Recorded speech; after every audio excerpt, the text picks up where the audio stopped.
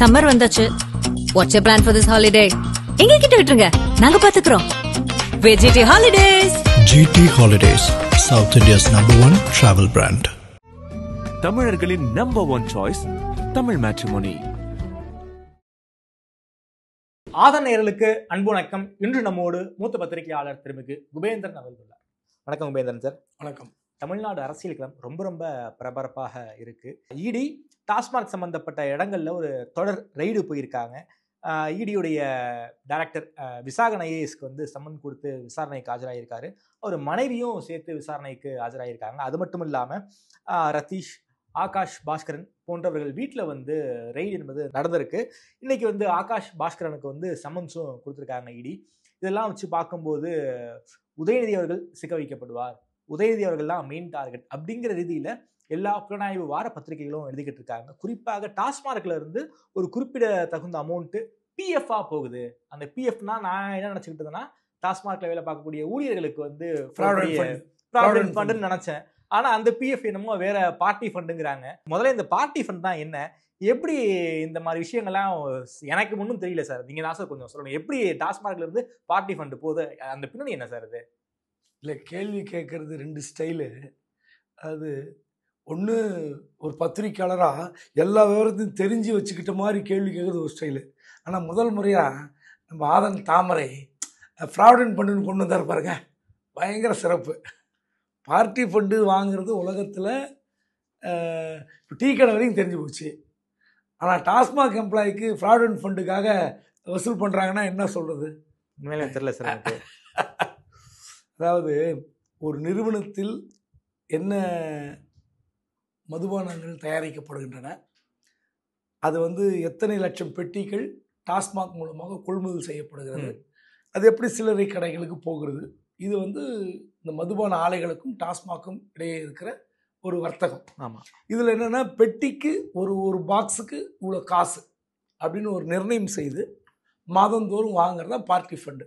Okay. அது ஏதோ திமுக ஆட்சியில் மட்டும் கண்டுபிடிச்சதில்லை, அதிமுக ஆட்சியிலே கண்டுபிடிச்சி தொடர்ந்து வருது. 2 கட்சியும் மாறி இந்த பார்ட்டி ஃபண்டு கலாச்சாரத்தில் இறங்கி இருக்கிறது. சரி.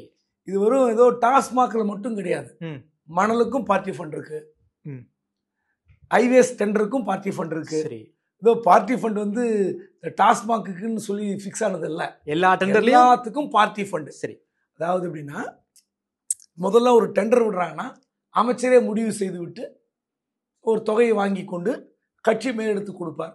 அது வந்து இந்த டெண்டர் எடுத்தீங்கன்னா 100 கோடிக்கு எடுத்தீங்கன்னா இதை பார்த்து செய்யுங்க அப்படின்றது ஒரு முறை. ஆனால் இப்போ எல்லாமே சென்ட்ரலைஸ்டு ஏஜென்சி கொண்டு வந்து இந்த டெண்டர் யாருக்கு கொடுக்கணும், அவர் எடுத்தால் எவ்வளோ பார்ட்டி ஃபண்ட் கட்டணும், அதுக்கப்புறம் தான் மினிஸ்ட்ரியே வருவார். ஓகே. ஸோ முதல்ல ரோல் எடுத்ததே இப்போ இல்லை. ஓகே. எல்லாமே மேலே முடிவு பண்ணுறது. ஸோ இதுதான் இந்த சிஸ்டம். சரி. இதில் வந்து என்னென்னா, இந்திய அளவில் இந்த பார்ட்டி ஃபண்ட் கலாச்சாரம், அதுவும் குறிப்பாக டாஸ்மாகில் இந்த மதுபான கொள்முதலில் பார்ட்டி ஃபண்ட் வாங்குவது அதிகமாக வாங்குவது தமிழ்நாடு. சரி. எல்லா ஊர்லேயும் இருக்குது, இந்தியா முழுவதும் இருக்கிறது. சரி. எந்த கட்சியும் இதுக்கு வந்து விதிவிலக்கு கிடையாது சார். இந்த பார்ட்டி ஃபண்ட்னா எலெக்ஷன் நெருக்கத்தில் வாங்குவாங்க, அதுக்கப்புறம் ஏதாவது மாநாடுனா வாங்குவாங்க, இதுக்கு தான் சார் பார்ட்டி ஃபண்ட் வாங்குவாங்க. அப்படிதாங்க. இது எப்படின்னா, மாதந்தோறும் கப்பம் கட்டுறது. மணல் எப்படி இப்போ மாதந்தோறும் மணல் இவ்வளோ எடுத்துக்கணும்னு வாங்குறாங்கல்ல, ஆமாம், அந்த மணல் இவ்வளோ தூரம் எடுத்துக்கொள்ள வேண்டும் என்று ஒரு உத்தரவு போட்டு தருவாங்க. சரி. ஆனால் அதுக்கு அளவுக்கு அதிகமாக மணல் எடுப்பாங்க. அதுக்கப்புறம் காலையில் 8 மணி டு ஈவினிங் 6 மணிக்கு தான் எடுக்கணும். அதுக்கு நேரம் எடுப்பாங்க. ஸோ இதுக்கெல்லாம் சேர்ந்தா பார்ட்டி ஃபண்ட். சரி. சட்ட விரோதமாக செயல்படுவதற்கு பார்ட்டி ஃபண்ட். ஆனால் அந்த டாஸ்மாகில் வந்து சட்ட விரோதமே பண்ண முடியாது. ஈடி வந்து இதில் ஏதாவது கண்டுபிடிச்சதான் உண்டு.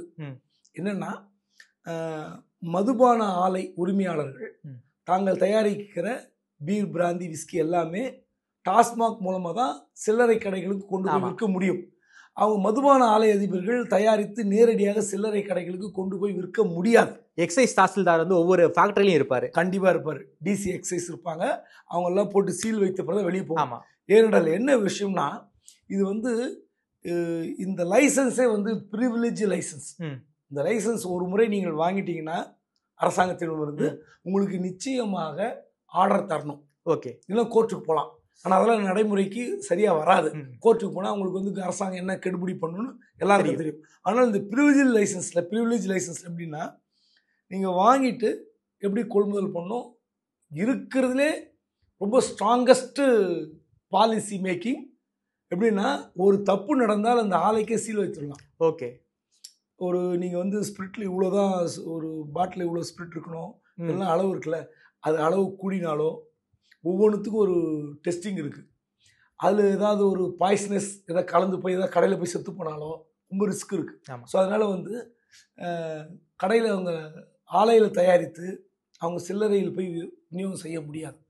கவர்மெண்ட் மூலமாக தான் வைக்க முடியும். இப்போ புதுசாக இடி என்ன சொல்கிறாங்கன்னா, கலால் வரியை கட்டாமல் நேரடியாக சில்லறை கடைகளுக்கு 2-3 மதுபான ஆலைகள் விநியோகம் செய்திருக்கிறது. இடி ஒன்று புதுசாக சொல்லியே சார், பிடிஆர்ஏ வந்து ஃபினான்ஸ் மினிஸ்டராக இருக்கும்போது கலால் வரியில் ஒரு மிகப்பெரிய வந்து ஒரு சரிவு இருக்குது அப்படிங்கிற குற்றச்சாட்டு பிடிஆர் வச்சிருக்காரு. இல்லை, கரெக்ட். அது எப்படின்னா, பாண்டிச்சேரி, ஆந்திரா இந்த இடத்துல வாங்கி கடை 3 பிறகு விற்கிறது. ஓகே, அதுதான் அவர் சொன்னது. கலால் வரிக்கு நமக்கு வராமல் பாண்டிச்சேரி சரக்கு, ஆந்திரா சரக்கு விற்கிறாங்க.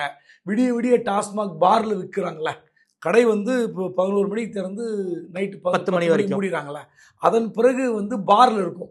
ஆமாம், அந்த பார் நடத்தப்படுற இடத்துல 24/7 விற்பாங்க. ஆமாம், அதுதான் வந்து நமக்கு வரி வராமல் போவதால் பெரிய இழப்புன்னு சொன்னாங்க. அந்த பார்ல விற்கிறது எல்லாமே பாண்டிச்சேரி சரக்கு, ஆந்திரா சரக்கு, அப்படிதான் நம்ம எடுத்துக்கணும். சரி. ஆனா முதல் முறையாக இடி இப்போது தமிழ்நாட்டில் இருக்கிற இந்த 9, 10, 11 டிஸ்டிலரி புரூவரியில் ஏதோ 2 நிறுவனம் மட்டும் கலால் வரி கட்டாமல் சில கடைகளை, 4000 கடை இருக்குன்னா ஒரு 500-600 கடைகளில், ஒரு குறிப்பிட்ட கடைகளில் இப்படி விநியோகம் செய்கிறாங்க. அது வாய்ப்பே இல்லைன்றதான் என்னுடைய கருத்து. ஏன்னா முடியாது. சரி. ஏன்னா எல்லா கடையிலும் ஒரு 3-4 பேர் சேல்ஸ் பண்ணிருக்காங்க. அதில் கம்யூனிஸ்ட் கட்சிக்காக இருப்பாங்க, சிஐடியு, அதிமுக இருப்பாங்க. அப்போது இந்த மாதிரி கள்ளத்தனமாக வருகிற சரக்குகளை விற்று எப்படி வந்து நீங்கள் அரசாங்கத்துக்கு கொடுக்கறது, எப்படி கடைக்கு இந்த ஆலைக்கு அனுப்புறது? சரி, இடி என்ன சொல்கிறாங்கன்னா, அந்த மின்சார யூனிட்டை வச்சு கண்டுபிடிச்சிருக்காங்க. அதெல்லாம் சரி பண்ணிடலாம். அதான் சொல்ல, இதெல்லாம் உண்மையா பொய்யா நமக்கு தெரியாது. ஸோ இதெல்லாம் வந்து இடி வந்து இப்போ வந்து அவங்க முன்னாடி வைத்திருக்கிற பிரச்சனைகள். Okay sir. அரசாங்கத்துக்கு இதனால் நெருக்கடி வருமா, மதுபான ஆலைகளுக்கு நெருக்கடி வருமா, இந்த விவகாரத்தில் 1000 கோடி ரூபாய் முறைகேட்டில் யாரெல்லாம் சிக்க போகிறார்கள், உதயநிதி தான் டார்கெட்டா, போக போக தெரியும் சார். இந்த டாஸ்மார்க் எம்டி விசாகன் இருக்காரா சார், அவர் ஏன் சார் வந்து ரித்தீஷ்க்கு வந்து மெசேஜ் என்ன பண்ணுவோம், டாஸ்மார்க்ல இவ்வளவு வியாபாரம் போயிருக்கு, இங்க வந்து ஆர்டர் கொடுத்துருக்கோம் அப்படிங்கிற மாதிரியான விஷயங்களை ஏன் வந்து விசாகன் வந்து ரித்தீஷ்க்கு வந்து இன்ஃபார்ம் பண்ணணும்? யார் இந்த ரித்தீஷ், அவருக்கும் டாஸ்மார்க்குக்கும் என்ன தொடர்பு? அவருடைய அண்ணன் வந்து ஏதோ ஐபிஎஸ் ஆஃபீஸருங்கிறாங்க. ஆனாலும் அதையும் மீறி எப்படி டாஸ்மார்க்குள்ள உள்ளுக்குள்ள இருக்கிற விஷயங்களை ஏன் வந்து டாஸ்மார்க் எம்டி வந்து ரித்தீஷ்க்கு சொல்லணும்? அவருக்கு என்ன சார் ரோல் இருக்குதுல? உதயநிதி திரைப்பட தயாரிப்பாளராக இருந்த போது பலதரப்பட்ட நண்பர்கள் வந்து ஒன்று சேர்வது இயல்பு. அப்புறம் வசதி படைத்தவர்கள், அதிகாரம் படைத்தவர்களிடம் போய் நட்பாக சேர்வது என்பது இயல்பு. அதை வசதியானவங்களும் சேருவாங்க, வசதி இல்லாதவங்களும் போய் சேருவாங்க. ஒவ்வொருத்தருக்கும் ஒரு ரோல் இருக்கும். ஸோ அப்படி வந்து அரசியல்வாதியாவதற்கு முன்பாகவே உதயநிதியோட பழக்கமாக இருந்தவர்கள் இந்த ரத்தீஷ். அவங்க அண்ணன் வந்து சர்வேஷ், ஐபிஎஸ் ஆஃபீஸ், அவர் தமிழ்நாடு கேடர். ஸோ என்னென்னா, இவருடைய இந்த ஐபிஎஸ் ஆனதால் தான் இவர் தம்பி பழக்கம் இல்லை. இவங்களாம் ஐபிஎஸ் அதிகாரி ஆவதற்கு முன்பாகவே இவங்களாம் பழக்கம். சரி. ஸோ ரத்தீஷ் வந்து அவர் ஒரு பெரிய தொழிலதிபர்லாம் கிடையாது. அவர் எங்கே கார்மெண்ட் ஃபேக்ட்ரி வச்சுருக்காரா? இல்லை. ஏதாவது கார் ஃபேக்ட்ரி வச்சுருக்காரா? இல்லை. எங்கேயா டீலர்ஷிப் வச்சுருக்காரா? இல்லை. ஒன்றுமே கிடையாது. அவர் தொழிலதிபர் என்று போடுவதே ஆச்சரியமாக இருக்குது. அவர் உதயநிதியோட நண்பர். செந்தில் பாலாஜி அவர்கள் சிறைக்கு போன பிறகு அந்த துறையை கவனித்தது ரத்தீஷ். முத்துசாமி இல்லையா? முத்துசாமி அமைச்சராக இருந்தார். அவர் வந்து ஃபைலில் கையெழுத்து போடுவார். சரி. ஆனால் இந்த பார்ட்டி ஃபண்ட் வசூல் பண்ணுறது, இந்த 11 நிறுவனங்களுக்கு எந்த நிறுவனங்களுக்கு எந்தெந்த வகையில் ஆர்டர் கொடுக்கணும், எப்போது பணம் அவர்களுக்கு ரிலீஸ் செய்யணும், இதையெல்லாம் வந்து நிர்ணயித்தவர் ரத்தீஷ். என்ன சார், நிழல் அமைச்சராக இருந்திருக்காரா ரத்தீஷ்? நிழல் அமைச்சர், அவர் பவர் சென்டர். சரி. அவர் வெளி உலகத்துக்கு யாருக்கும் தெரியாது. ஆமாம். பெருசாக வந்து அவருடைய புகைப்படமோ ஆளோ தெரியுது வாய்ப்பில்லை. அவர் வந்து இந்த மாதிரியான இப்போ எப்படி ஒவ்வொரு ஆட்சி காலத்திலும் ஏதோ ஒரு பவர் சென்டர் இருக்கும். அதிமுக ஆட்சி காலத்தில் மன்னார்குடி பவர் சென்டராக இருந்தாங்க. அந்த மாதிரி இவர் ஒரு பவர் சென்டர். இந்த வசூலித்து கொடுப்பதில் வந்து கில்லாடி, பெரிய தில்லாலங்கடி. சரி. ஆனால் அவரை நோக்கி இன்னைக்கு இடி வந்த பிறகு ஆரியபுரத்தில் இருக்கிற அவர் வீட்டை விட்டுட்டு ஓடி போயிட்டார். ஆமாம். தலைமறைவாக இருக்கிறார். லண்டன்லையோ துபாயில் இருக்கார். கண்டிப்பாக அடுத்த கட்ட நடவடிக்கை அவர் வந்து தப்பிச்சு போவதால் இந்த வழக்கு ஒன்றும் ஈர்த்து போவதில்லை. அவர் வந்த பிறகு விசாரணைக்கு உட்படுத்தப்படுவார். ஓகே. அந்த விசாரணையில் விசாகனுக்கும் ரத்தீஷுக்கும் நடந்த உரையாடல்கள் என்ன, நீங்கள் ஏன் அவருக்கு ஆர்டர் போட்டீங்க? ஏன்னா இதுவரை விசாகன் வாக்குமூலம் கொடுத்தாரா இல்லையா நமக்கு தெரியாது. ஈடு எதிர்பார்ப்பது என்ன, ஏன் ரத்தீஷ் கிட்டேருந்து உங்களுக்கு மெசேஜ் வருது, இந்த நிறுவனங்களுக்கு ஆர்டர் கொடுங்க, இந்த நிறுவனங்களுக்கு பணத்தை செட்டில் பண்ணுங்க அப்படின்னு நீங்கள் ஏன் சொல்கிறீங்கன்ற விஷயத்தை விசாகன் சொல்லணும். விசாகன் சொன்ன பிறகு தான் ரத்தீஷ் கிட்ட போய் ரீச் பண்ணுவாங்க. ரத்தீஷ் சொல்லணும் உங்களுக்கு இந்த அதிகாரத்தை யார் கொடுத்தது அப்படின்னா அவர் யாரை கை காட்டுவார்? உதயநிதியா? யார் கை காட்ட போகிறாரு தெரில. ஸோ நிச்சயமாக திமுக அரசாங்கத்துக்கு ரத்தீஷால் மிகப்பெரிய நெருக்கடி காத்திருக்கிறது. சார், அதாவது ரத்தீஷ் உதயநிதி ஃப்ரெண்டுங்கிறதுனால தான் டாஸ்மார்க்கே நிர்வகிக்கிற அளவுக்கான பவர் சென்டர் அந்த இடம் அவருக்கு கிடைச்சதா சார்? வெறும் நீங்கள் பார்த்தீங்கன்னா இதோ டாஸ்மாக் மட்டுமல்ல, எல்லா துறையிலும் ரத்தீஷ் தலையீடு இருந்திருக்கும். வெறும் டாஸ்மாக் மட்டுமா இருந்திருக்கும்? நிச்சயமாக இருந்திருக்காது. மருத்துவத்துறையில் இருந்திருக்கும், மின்சாரத்துறையில் இருந்திருக்கும், அக்ரிகல்ச்சர் இருந்திருக்கும், எல்லாத்துலையும் இருந்திருக்கும். இல்லாமல் இருக்காது. இவங்க வந்து இங்கே மட்டும் எடுப்பாங்களா கையை? எல்லா இடத்துலையும் கை எடுப்பாங்க. அதெல்லாம் வந்து சொல்றேனே, பெரிய தில்லால் லங்கடி கில்லாடின்னு சொன்னல, வல்லவனுக்கு வல்லவன் வையகத்தில் இருப்பான். அந்த மாதிரி இவர் வந்து என்ன நினைச்சாருன்னா, போய் ஒரு பெரிய பணத்தை அடிச்சு செட்டில் ஆயிடலாம். அப்பப்போ சொல்லுவாராம் டைலாக், ஒரு பெரிய பணம் அடிச்சுட்டு போய் ஃபாரின்ல செட்டில் ஆயிடலான்னு. இப்போ உண்மையிலே செட்டில் ஆகிறதுக்கு போனாரா இல்லை தங்கிட்டு தப்பிச்சு போயிருக்காரா? ஓகே. தப்பிச்சு போனதால வந்து தப்பிக்க முடியுமா?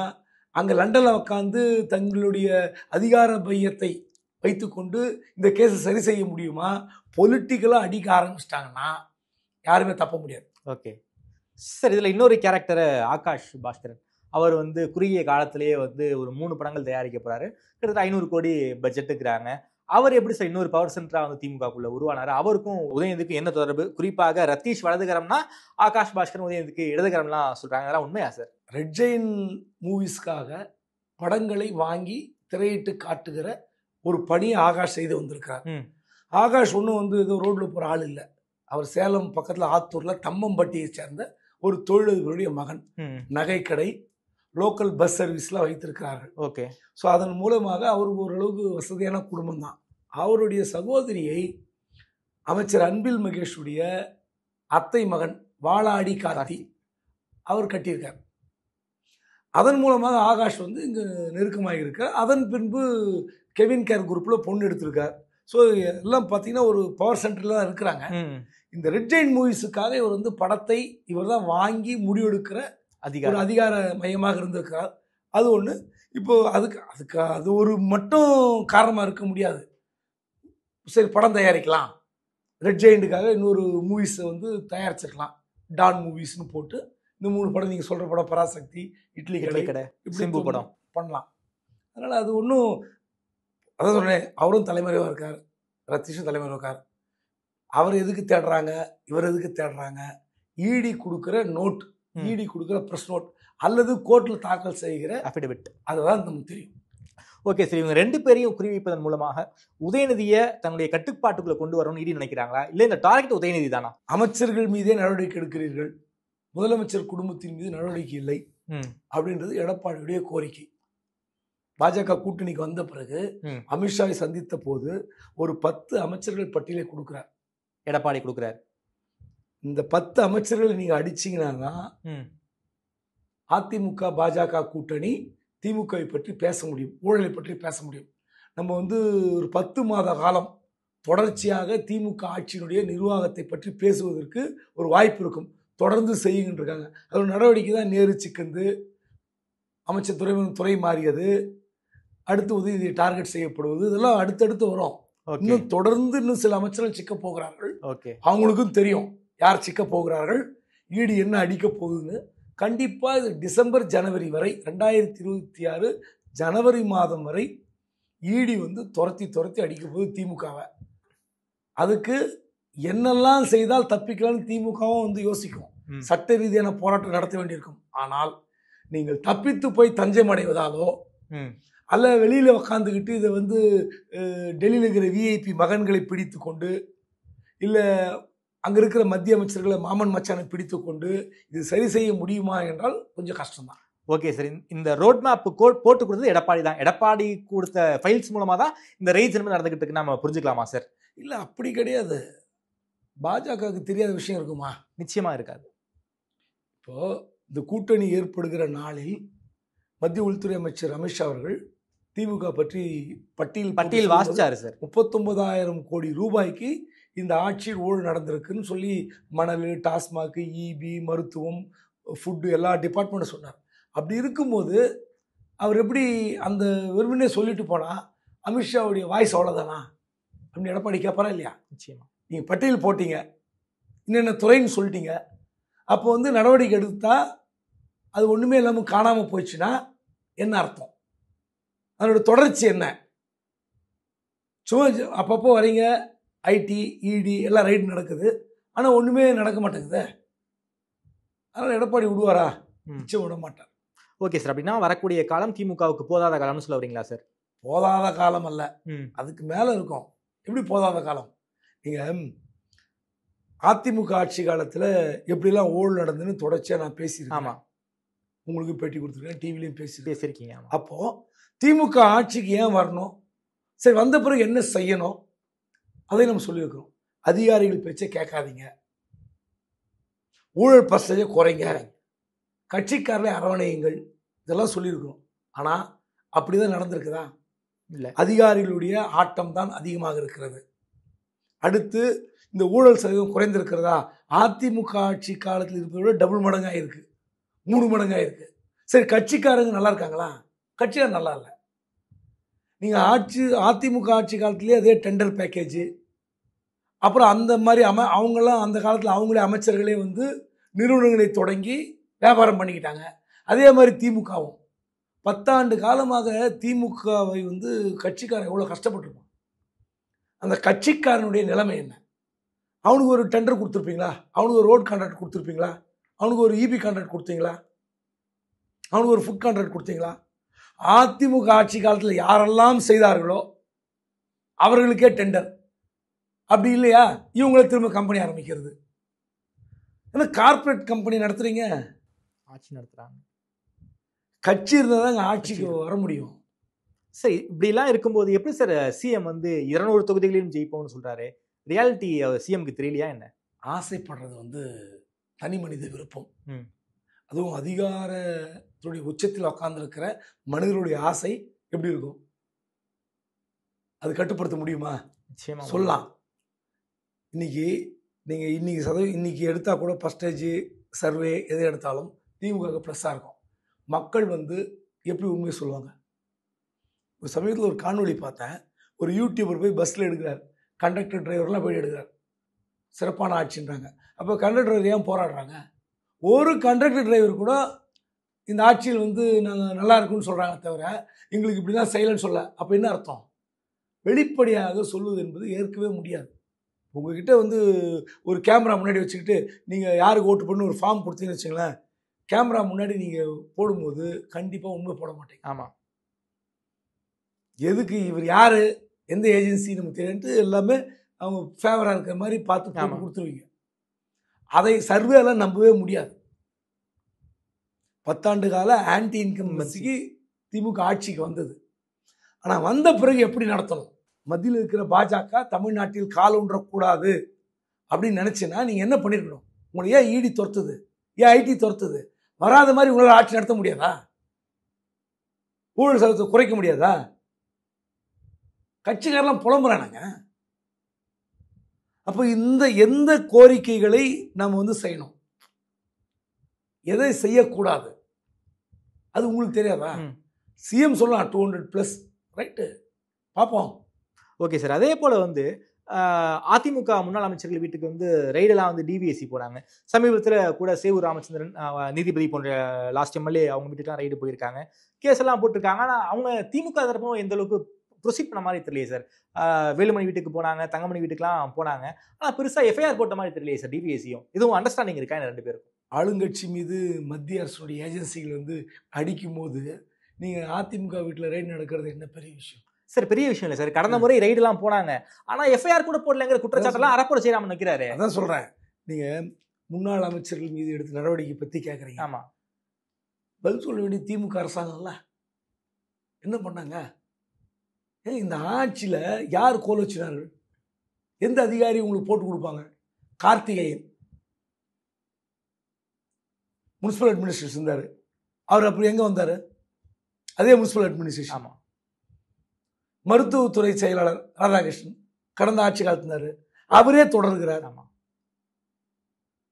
நீங்கள் இப்படி ஒவ்வொருத்தரும் நீங்கள் கடந்த ஆட்சி காலத்தில் இருந்த அதே அதிகாரிகள் அதே டிபார்ட்மெண்ட்டுக்கு வந்திருக்காங்க. புதிய ஆட்சியில் தொடர்ந்தால் எப்படி அந்த ஃபைல் வந்து அந்த பேப்பர் எப்படி மூவ் ஆகும்? அந்த கேஸ் எப்படி நடக்கும்? அது கார்த்திகேயனுக்கெல்லாம் வந்து அமைச்சர்கள் அடித்து கொண்டது இருக்க, அவர் எனக்கு வேணும், ஹையர் எஜுகேஷன் மினிஸ்டர் எனக்கு வேணுன்றாரு, முனிசிபல் அட்மினிஸ்ட்ரேஷன் மினிஸ்டர் நேரு எனக்கு வேணுங்கிறாரு, ஐஏஎஸ் மினிஸ்டர் ஏவவேல் எனக்கு வேணுங்கிறாரு. ஒரு ஐஏஎஸ் அதிகாரிக்காக 3 பேர் திமுகவில் இப்படி அமைச்சர்கள் ஓடிக்கொண்டு நீங்க என் டிபார்ட்மெண்ட் வாங்க அடித்து கொண்ட காட்சியெல்லாம் எனக்கு முன்னாடி பார்த்ததே கிடையாது. ஓகே, அந்த அளவுக்கு அமைச்சர்கள் வந்து அப்போ இவர் இல்லைன்னா அந்த துறை நடத்த மாட்டீங்களா? அப்ப என்ன அர்த்தம்? அவருக்கு தெரியும். கடந்த ஆட்சி காலத்தில் அவர் துறை எப்படி வைத்துக் கொண்டார், அதே மாதிரி நமக்கு ஒரு ஆள் வேணும்னு நினைக்கிறீங்க. நீங்க எப்படி உருப்படும்? இதனால பயனடைந்தவர்கள் யார்? பாதிக்கப்படுபவர்கள் யார்? மத்திய அரசு வந்து எப்படி அடிக்க போகுதுன்றலாம் நடக்க போகுது. ஓகே, நீங்க வந்து பாஜக அதிமுக கூட்டணி உருவாவதற்கு முன்பே பாஜகவுடைய செயல்பாடு உங்களுக்கு தெரியும். ஆமா, பழி வாங்குது, தேடி தேடி அடிக்குது. ஊழலுடைய அளவை குறைக்க வேண்டும். நீங்க எல்லா ஸ்டேட்ல நடக்குதுன்னு சொன்னேன். ஒரு கண்ணும் காதும் தெரியாத மாதிரி நடத்துவாங்க ஊழல. ஊழல் செய்வதற்கு வெக்க பண்ணும், முதல்ல வெக்க பண்ணும். ஆனால் ஒரு அரசாங்கத்தில் இதெல்லாம் வந்து சகஜம் அப்படின்னா ஒரு அளவுகோல் வச்சுக்கணும். அந்த அளவுகோலே கிடையாது, வரம்பு மீறி போயிட்டாங்க. அதுதான் இந்த அடி. சார் அப்படியே பாமகக்குள்ள போகலாம் சார். ஏன்னா சார் இன்னமும் பிரச்சனை முடிஞ்ச மாதிரியே தெரியலையே சார். இன்னும் எக்ஸ்ட்ரீமுக்கு போகும் போல இருக்கே. பாமக நடக்கக்கூடிய குடும்ப பிரச்சனை என்பது இன்னொரு எக்ஸ்ட்ரீமுக்கு போகும்னு எல்லாரும் எதிர்பார்க்குறாங்க. அதை பற்றி உங்கள் பார்வை எப்படி போகும்னு தெரியல. அரை மணி நேரத்துக்கு முன்பாக இந்த ஸ்க்ரோலிங் பார்த்தேன், அவங்க பேட்டி வரத்துக்கு முன்பாக அன்புமணிக்கு எனக்கும் மனக்கசப்பு இல்லை அப்படின்னு சொல்லி பேட்டி கொடுத்தாரு டாக்டர் ராமதாஸ். மனக்கசப்பு இல்லைன்னா அன்புமணி இறங்கி வந்திருக்கணும். ஆமாம், ராமதாஸே போட்டி கூட்டு நடத்துகிறாரு, வீட்டில் வரலாம் கவலைப்படல. அப்புறம் வந்து நேற்று வந்து நான் இளைஞர்னு சொல்லி நீச்சல் குளத்தில் வீடியோலாம் போட்டிருக்கேன், அந்த வீடியோ போடுறாரு. நீங்கள் இந்த கட்சி ஒரு பாட்டாளி மக்கள் கட்சி. ஆமாம், நீங்கள் பார்க்குற அந்த மனிதர்களுடைய இயல்பு எப்படி இருக்கும்னா, அந்த எண்ணம் எப்படி இருக்கும்னா, நீங்கள் தைலாபுரத்தை ஒரு போயஸ் தோட்டம் மாதிரி வச்சுருக்கீங்க. ஆமாம், எளிமையானவர் டாக்டர் ராமதாஸ், நான் இல்லைன்னு சொல்ல. அந்த ஜாதிக்காக பாடுபட்டவர். ஆனால் நீங்கள்லாம் இப்படி ஒரு நீச்சல் குளம் வீட்டில் கட்டிக்கிட்டு நீச்சல் அடிக்கிறதுலாம் போட்டால் நீங்கள் யாருக்கு அதை வந்து வெளிப்படுத்துறீங்க? உங்கள் சமூக மக்களே பார்ப்பாங்கல்ல. நிச்சயமாக நம்ம வந்து 21 தியாகிகளை இந்த சமுதாயம் கொடுத்துருக்கிறது. அந்த குடும்பம் எப்படி இருக்குது? அன்புமணி குடும்பம் எப்படி இருக்குது? இப்போ காடுவெட்டி குருவுடைய மகளும் மகனும் பேட்டி கொடுக்குறாங்க. ஆமாம், அவங்க எப்படி இருக்கிறாங்க? இந்த சமுதாயத்துக்கு பாடுபட்டவர்கள், ரத்தம் வியர்வை சிந்தியவர்கள் எப்படி இருக்காங்க? நீங்கள் போய் நீச்சல் குளத்தில் உட்காந்துக்கிட்டு இதெல்லாம் போட்டால் என்ன அர்த்தம்? இதெல்லாம் வந்து இன்னும் வந்து ட்ரோல் ஆவீங்க. இது வந்து இன்னும் வந்து உங்களுக்கு தான் நெகட்டிவாக போகும். நான் இளமையாக இருக்கிறேன், என் வலிமையை பார், என் கையை பிடிச்சு பாருங்கிறாரு. அதெல்லாம் நீங்கள் சொல்லலாம். மகனுக்கும் உங்களுக்கும் சண்டை சார். 2 பேருக்குள்ள பேச வேண்டிய விஷயத்த மாநாட்டில் பேசிட்டாரோ? ஐயா மாநாட்டில் பேசுறாரு. நேற்று வரைக்கும் விடலையே. இப்போ எனக்கு மனக்கசப்பு இல்லைங்கிறாரு. அப்போ முகுந்தன் பரசுராமனை அன்புமணி ஏற்றுக்கொண்டாரா? இளைஞரணி தலைவராக இவர் ஏற்றுக்கொண்டால்தான் அந்த மனக்கசப்பு நீங்க இருக்கணும். ஆமாம், நமக்கு நாளைக்கு என்ன அறிவிப்பு வர போகிறது? இவர் ஏற்றுக்கிட்டாருன்னா அவர் சொல்ல போறாரா? இந்த சண்டை வேற ஏதோ சண்டை, அது வெளிப்படையாக உடைச்சி பேச முடியாது. அப்பாவுக்கும் மகனுக்கும் நடக்கிற சண்டை வந்து ஏதோ வந்து கூட்டணி யாருடன் அல்லது முகுந்தனுக்கு என்ன பதவி, அது இல்லை. இதை தாண்டி ஏதோ ஒரு பெரிய சண்டை இருக்கு. அது உண்மை வந்து யாரும் சொல்ல மாட்டாங்க, சொல்ல முடியாது. சார் நான் உடச்சே கேட்குறேன் சார். பன்னீர் அறக்கட்டளையில் இருக்கக்கூடிய ஃபண்ட்ஸா? அதெல்லாம் சொல்ல முடியாதுன்றனே. வன்னியர் அறக்கட்டளைங்கிற ஃபண்ட்ஸை பற்றி இல்லை எதனால் சண்டைலாம் சொல்லவே முடியாது. ஓகே. அதனால் இந்த சண்டை யார் வந்து தீர்வு காண போகிறார்கள், ஜி.கே. மணியா அல்லது வேறு தலைவர்களா, யாருமே சொல்ல முடியாது. தீர்வு எப்படி எட்டப்படும்னா, அன்புமணி வந்து இந்த தேர்தல் நெருக்கத்தில் இன்னும் இதே மாதிரி போச்சுன்னா கட்சி ரெண்டா கூட உடையுங்கிறாங்க சார். ரெண்டா உடையும்லாம் இல்லை. நீங்கள் வந்து அப்பா ஒரு பக்கம் கூட்டணி, மகன் ஒரு பக்கம் கூட்டணி வைக்க முடியாது. ஆமாம், அது பெரிய நெருக்கடி. உங்களுக்கு ஏற்கனவே ஓட் பேங்க்கில் 10 வருஷமாக உங்கள் கட்சி எப்படி இருக்குன்னு பார்க்கலாம். 2011க்கு பிறகு பாட்டாளி மக்கள் கட்சிக்கு ஏறுமுகமே கிடையாது. ஆமாம். அப்படி இருக்கும்போது இந்த கட்சி இப்போ ராமதாஸ் பக்கம் ஒட்டு மொத்தமாக எல்லாரும் யாரும் இல்லை, நிர்வாகிகள் இல்லை, தொண்டர்கள் இல்லை, எல்லாம் அன்புமணி பக்கம் இருக்கிறாங்க. ஆனால் நீங்கள் இப்படி பிளவுபட்டிருந்தால் அது வந்து நன்மையில் 2 பேருக்கும் தெரியும். பட் எந்த பாயிண்டில் 2 பேரும் எந்த புள்ளியில் ஒன்றாக இணைவார்கள் என்றால், முகுந்தன் பரசுராமனை ஏற்றுக்கொள்கிற அந்த ஒரு புள்ளி, அதை தாண்டி இன்னும் ஏதோ ஒரு இடம் இருக்குது. ஓகே. அந்த இடம் வந்து எப்போ வந்து காமன் கன்சர்னுக்கு வரும், எப்போ 2 பேரும் இணைவார்கள்ன்றான் தெரியாது. கண்டிப்பாக சண்டை முடிந்து விட்டதாக இருந்தாலும் இது வந்து நீர் பூத்து நெருப்பு போல் அப்படியே கலண்டு கொண்டு தான் இருக்கும். Okay sir. திமுக கூட்டணிக்கு மருத்துவரை ஆசைப்படுறாரு பொழுதுக்கே சார். அதாவது லாஸ்ட் 2 மாதத்துக்கு முன்னாடி வரைக்கும் ஸ்டாலின் அவர்கள உரிமையில் பேசுறாரு. உன்னை தேடி நான் வரணுமா, கோட்டைக்கு வரணுமா, 10.5 கொடுக்க மாட்டியா அப்படின்னு உரிமையில் பேசினார். ஆனால் மாநாட்டு மேடையில் வந்து இந்த ஊமை ஜனங்களுக்கு ஸ்டாலின் தம்பியை விட்டா யாருமே கிடையாதுன்னு கொஞ்சம் குழவுறாரு, கொஞ்சம் இறங்கி வந்திருக்காரு. திமுக கூட்டணிக்கு மருத்துவரை ஆசைப்படுறாரா சார்? இல்லை, முதலமைச்சர் ஸ்டாலினை கோட்டையில் சேர்ந்து வாதாடினேன்னு சொல்றாரு. கொஞ்சம் குழாவில் அவர் திமுக கூட்டணி வருவதற்கு தயாராக இல்லை. அவர் அதிமுக கூட்டணி தான் போகணும். Primary alliance ADMK. ஓகே. அது பாஜகவுடன் அதிமுக இருந்தாலும் சரி, அவரோட பிரைமரி அலைன்ஸ் ஏடிஎம்கே, அவ்வளோதான். புரியுதுங்களா? அன்புமணி தான் வந்து திசை மாறி போய் கொண்டிருக்கிறார். பிஜேபி கூட்டணி வேணுங்கிறாரா? தனி அணி அமைக்கணும். கடந்த முறை அதிமுகவுடன் ஏன் சேரல? 10.5 கொடுத்தாங்கல்ல, ஆமா, அந்த கட்சியோட ஏன் சேரல அன்புமணி? எதுக்கு தனி அணி அமைத்தார்? எதுக்கு அமைச்சார்? இந்த முறை அதே கேம் ஆடுறார். ஓகே. அதுக்கு திமுக பின்பக்கமாக இருந்து அன்புமணி இயக்கி கொண்டிருக்கிறது. ஒரு 5 கார்னர் கான்டெஸ்ட் வரணுங்கிறதுக்காக திமுக ஒரு கேம் விளையாடுறாங்களா அன்புமணியை வச்சு? 5 கார்னரா, 4 கார்னரா, 3 கார்னரா எல்லாம் இல்லை. ஓகே. அன்புமணி தலைமையில் ஒரு தனி அணி. யார் சார் வருவாங்க? யார் வராங்கன்ற நமக்கு தெரியும். திமுக அதுக்கான வேலையை செய்யும். ஓகே. அதிமுகவுடன் சேரக்கூடாது என்பதற்காக பாட்டாளி மக்கள் கட்சி தனிமைப்படுத்தியது. அதுக்கு திமுக கொடுத்தது என்ன விலை, அதுக்கு பாட்டாளி மக்கள் கொடுத்த விலை என்ன, வாங்கியது என்ன, எல்லாருக்கும் தெரியும். ஓகே. அப்படி இருக்கும்போது நீங்க திரும்ப இந்த மாதிரி பையன் தப்பு பண்றாருன்ற கோபம் வந்து அப்பாக்கு இருக்கு. அதிமுகவுடன் போனாதான் நமக்கு ஜெயிக்க முடியும். உண்மையிலே சௌமியா அன்புமணி இன்னைக்கு எம்பியா இருந்திருப்பார். அதிமுக அன்னைக்கு வச்சு தருமபுரியில சொற்ப வாக்கில் தான் அந்த அம்மா தோத்து போனாங்க. அப்படி இருக்கும்போது மீண்டும் ஒரு தவறான பாதையை, தவறான கூட்டணி கணக்கை அன்புமணி போட்டு விடுவார் என்ற அச்சப்படுகிறார் ராமதாஸ். ஓகே. அதனால அவர் ஏடிஎம்கே பக்கம் வரணும்னு தான் ஆசைப்படுகிறார். அவர் திமுக பக்கம் வரணும்னு ஆசைப்படல. கோட்டையில் அவரோட வாதாடின என்ற வார்த்தையை தான் நம்ம பேசுறோம், மாற்றி பேசுறோம். ஓகே. கொஞ்சினார் குழாவினார், அப்படி கிடையாது. Okay sir. அதிமுக பாஜக கூட்டணி உருவாயிடுச்சு. ஆனாலும் ஒரு பெரிய டெவலப்மெண்ட் நமக்கு எதுவும் தெரியவே இல்லையே சார். என்ன சார் நடந்துகிட்டு இருக்கு உள்ளுக்குள்ள? என்ன டெவலப்மெண்ட் இல்லை? என்னங்க இன்னைக்கு எப்படி எடப்பாடி ஸ்கோர் பண்ணிட்டு இருக்காரு? ஒவ்வொரு விஷயத்தையும் இறங்கி ஏறி அடிக்கிறாரு. அரசை நோக்கி மிக கடுமையான விமர்சனம் வைக்கிறாரு சார். கடுமையான விமர்சனம் வைக்கிறாரு. இன்னைக்கு சின்ன சின்ன விஷயங்களை கூட வந்து அவர் ட்விட்டர் ஹேண்டில் பாக்குறீங்களா? ஆமா. என்னெல்லாம் வார்த்தையை பாருங்க. அரசியல் அப்படிதான் பண்ணி. ஆமா. நான் வந்து அது சரியா தப்பான்ற விவாதத்துக்கு போல, அரக்கோணத்தில் ஒரு சாதாரண விஷயம் இறங்கி அடிக்கிறார். இங்கே தஞ்சாவூரில் ஒரு சின்ன விஷயம் இறங்கி அடிக்கிறார். ஏன்னா அந்த பொள்ளாச்சி விவகாரம் அதிமுக அந்த அளவுக்கு பாதித்தது. ஆமாம். அதே மாதிரி திமுக செஞ்சதில்ல, நாமளும் செஞ்சு இறங்கி அடிக்கிறார். ஓகே. இன்னைக்கு அந்த கூட்டணி வந்து கலகலத்து போகும் அப்படின்னு பேசுறலாம். எங்க காணாம போயிட்டாங்க. செங்கோட்டையன் எங்க? ஓபிஎஸ் ஏதாவது பேட்டி கொடுக்குறாரா? இல்லை. இதை எடப்பாடி எதிர்த்து பேசுறாரா? இல்லை.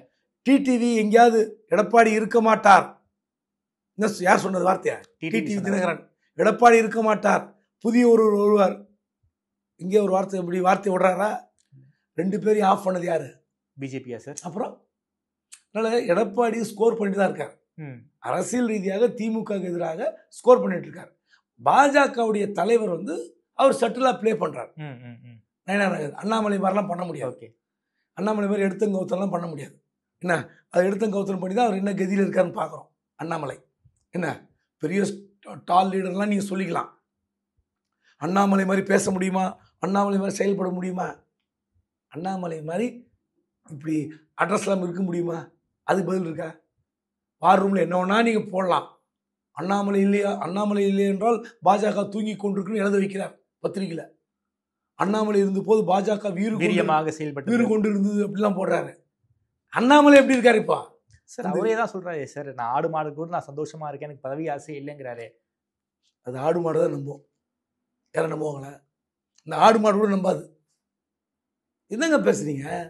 ஏங்க ஒரு கட்சி தலைவராக இருக்கும்போது நான் வந்து நிம்மதியாக இருந்தேன்னு சொல்லுவாரா? நான் இப்போ நிம்மதியாக இருக்கிறேன்னா அப்போ என்ன அர்த்தம்? ப்ரெஷர் இல்லாமல் இருக்காரு சார். அதெல்லாம் போய் அந்த பதவிக்கு ஆசைப்பட்டு எங்கெங்கெல்லாம் ஓடுனீங்க? இன்னும் சாமியாரை பார்த்தீங்க? தலைவரை மாற்ற விடாமல் பண்ணுறதுக்கு மனு தாக்கல் பண்ணுறதுக்கு ஆளை செட் பண்ணீங்களா இல்லையா? நீங்கள் அந்த வீடியோ காட்சி இருக்கா இல்லையா? நம்மளே பேசணுமா இல்லையா? போய் என் அப்பா அம்மாவோட இருக்கிறேன், மனைவி மகனோட இருக்கிறேன், நிம்மதியாக இருக்கிறேன், விவசாயம் பார்க்குறேன். அப்போ அரசியல் தலைவர் வந்து நிம்மதி இல்லைன்றது ஒத்துக்கிறீங்களா? அப்படி தானே அர்த்தம். அமெரிக்கா போனீங்க, இப்போ சிங்கப்பூர் போகிறீங்க, கட்சிக்காக உழைங்க. பதவி இருந்தால் மட்டும்தான் அங்கே சுற்றுவீங்களா? இல்லைன்னா லீவ் போட்டு அமெரிக்கா, அண்டார்டிகா, சிங்கப்பூர்னு போவீங்களா? இது பாருங்க, இப்படி அறிக்கை விடுறது. இப்போது இவர் தலைவராக இருக்கும்போது யாராவது அறிக்கை விட்டா சும்மா இருப்பாரா? பேட்டி கொடுத்தா சும்மா இருப்பாரா? இப்போ நயினாரை வந்து தேவையில்லாமல் சிக்கல் பண்ணுறாரு. அவர் பேட்டியெல்லாம் கொடுக்குறாரு, போராட்டம்லாம் அறிவிச்சிருந்தாரு, மறுபடியும் தன்னிச்சை அறிவிக்கிறார், தன்னிச்சையை வாபஸ் வாங்குறாரு. நீங்கள் தலைமைக்கிட்ட வந்து சொல்லிட்டு பண்ணீங்களா? இல்லை, அவரில் அறிவிக்கணும். இந்த மாதிரி சிவகிரியுடைய இரட்டை கொலை கண்டித்து அண்ணாமலை தலைமையில் அங்கே உண்ணாவிரத போராட்டம் நயினார் அறிவிக்கணும். ஆமாம், நீங்கள் அறிவிக்கக்கூடாது. நீங்கள் அனுமதி பெற்றிருந்தாலும் அவர் சொல்லணும். தலைமை அதான் தலைமை கட்டுப்படுறது. நீங்கள் அதான் இவர் யாரும் கட்டுப்பட மாட்டார். இவருக்கு ஒரு ஆசை, அந்த ஆசை நிறைவேறவில்லை. தனித்து தனித்து தனித்துனாரு, அவர் தான் தனித்து போய் நிற்கிறார். ஓகே சார், ரொம்ப நன்றி சார். தமிழ்நாடு அரசியல் தொடர்பான பல்வேறு கேள்விகளுக்கு ரொம்ப பதில் சொல்லியிருக்கீங்க. நேரம் கொடுத்து பேசியமைக்கு நன்றி சார். நன்றி.